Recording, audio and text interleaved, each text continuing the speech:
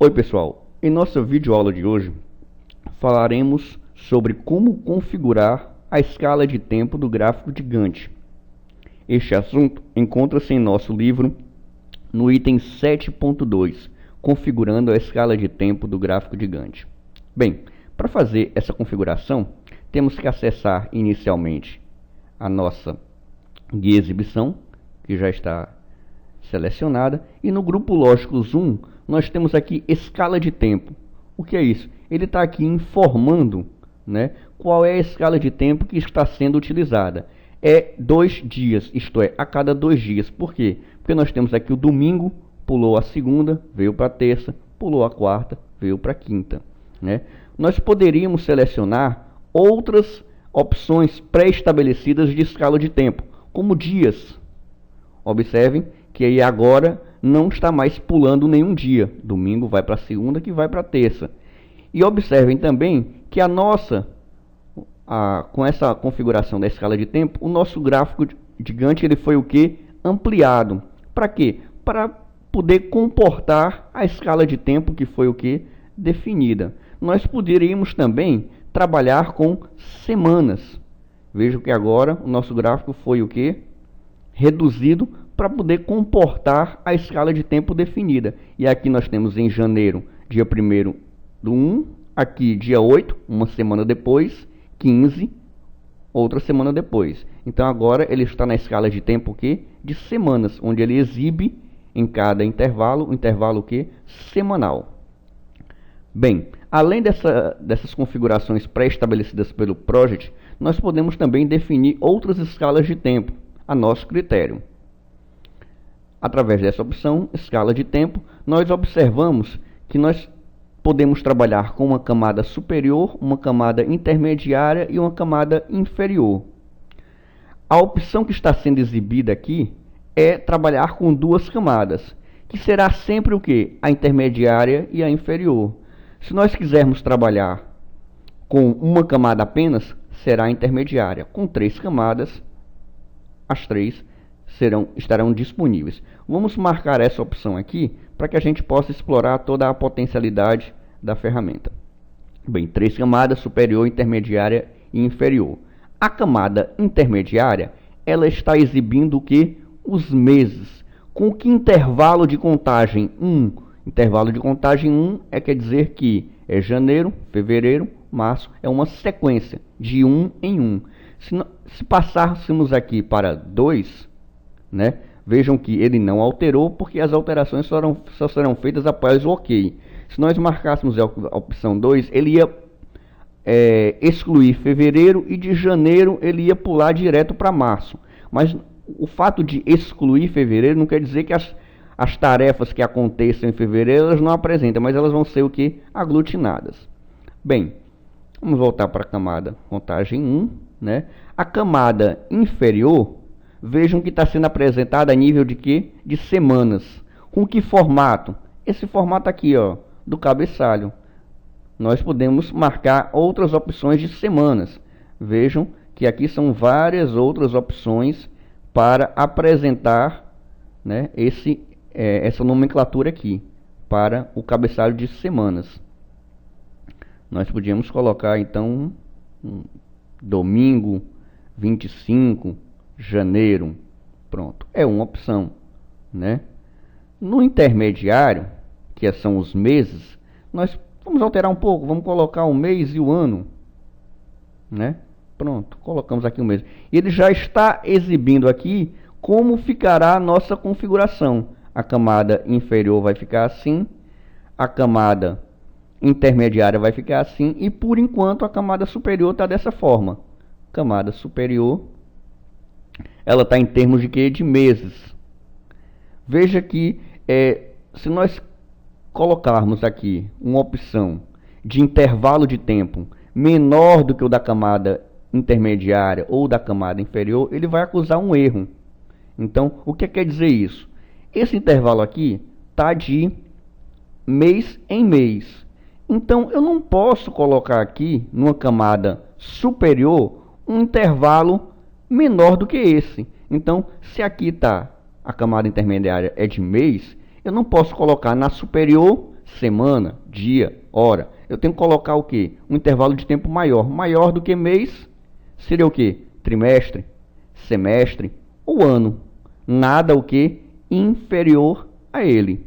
Tá? Se nós colocássemos, por exemplo, essa opção de semanas, olha aqui, tamanho da camada incompatível. E aí ele dá essa mensagem de erro e em seguida a gente faz a nossa correção. Vamos colocar o que? A cada trimestre. Trimestre e vamos configurar de forma diferenciada. Trimestre 1, trimestre 2, né? Essa configuração de trimestre aqui, sem indicar especificamente um mês, né? Ela é interessante porque às vezes nós temos um calendário, um cronograma definido, mas nós não temos efetivamente a data de início. E aí a gente coloca o que? Trimestre 1, trimestre 2, a depender de em qual trimestre irá iniciar o nosso cronograma. Vamos aqui, tri 1, e olha aqui como é que ele ficou, tri 1, e aí depois ele vai mostrar o tri 2 e por aí vai. Com um OK, aqui é só para salvar, para não perdermos a continuidade, né? Não é nenhum erro, né? Então observe que ele está mostrando semana, mês e trimestre. Trimestre 1, após 3 meses, o trimestre 2. Ok? Bem, além dessa opção, nós temos a opção aqui de zoom, reduzir e ampliar. Essas duas opções aqui são reduções e ampliações automáticas, né? Ele vai alterar a escala de tempo, né? Passando para subintervalos, né? Dentro do que foi predefinido pelo project, né? Essas mesmas opções estão disponíveis aqui, com esse menos, viu aí que eles diminuíram, ou aqui com mais, que eles aumentaram. Ok? Bom, além disso, em zoom, temos aqui essa opção aqui de zoom, que é interessante. O que é essa opção aqui? Essa opção é para a gente fazer um zoom de uma semana, ele vai mostrar uma semana, cada 2 semanas. É interessante isso, essas duas tarefas aqui, essas duas opções aqui. Tarefa selecionada, que ele vai dar um zoom naquela tarefa selecionada, ou no projeto inteiro. O projeto inteiro, o que ele vai fazer? Ele vai alterar essa escala de tempo, de forma a enquadrar nessa área aqui disponível do gráfico de Gantt todo o projeto. Quer dizer, nada do projeto vai ficar para cá, da escala de tempo, ou para cá. E essa opção de redefinir vai voltar para a configuração anterior, que era essa no início da nossa formatação. Ok? Bom, gente. Peraí. Temos aqui ainda a opção de projeto inteiro, que são essas mesmas opções de projeto inteiro e de tarefa selecionada. Ok?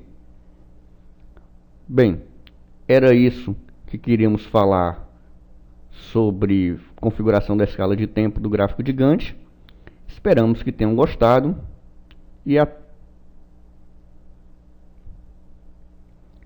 Bem, gente, ainda com relação à escala de tempo, uma coisa que ficou faltando falar aqui na nossa escala de tempo, né, foi com relação a essa nossa guia aqui, tempo de folga. O que é o tempo de folga? Ela é bem simples, ela quer apenas dizer o quê? Como ele vai formatar a folga. Então, ele vai desenhar atrás da barra de tarefas. Por exemplo, observem que a opção marcada é essa, atrás da barra de tarefas. Então, veja que a folga, que é o sábado e o domingo, ela está passando por trás da nossa barra de tarefas. Então, a barra de tarefas está no primeiro plano e a barra da folga, né, está no segundo plano, nessa cor, nessa padronagem, né, seguindo o calendário padrão. Aqui a gente define o calendário padrão. Por quê? Porque você pode ter definido em um calendário diferente outros dias de folga.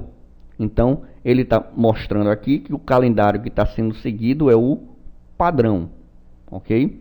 Bom, nós podemos colocar o que? Na frente das barras de tarefa ou não desenhar. Então, são essas três opções. Na opção na frente da barra de tarefas, ele irá puxar para frente, essa barra, o cinza vai ficar aparecendo e o azul irá desaparecer. Vamos ver como é que fica? Então, veja o que foi que aconteceu. O sábado e o domingo passou a ficar em cima da nossa barra.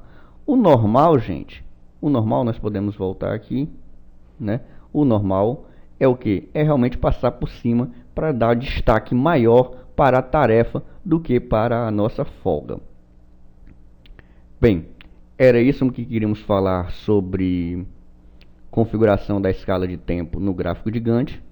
Esperamos que tenham gostado e até a nossa próxima aula.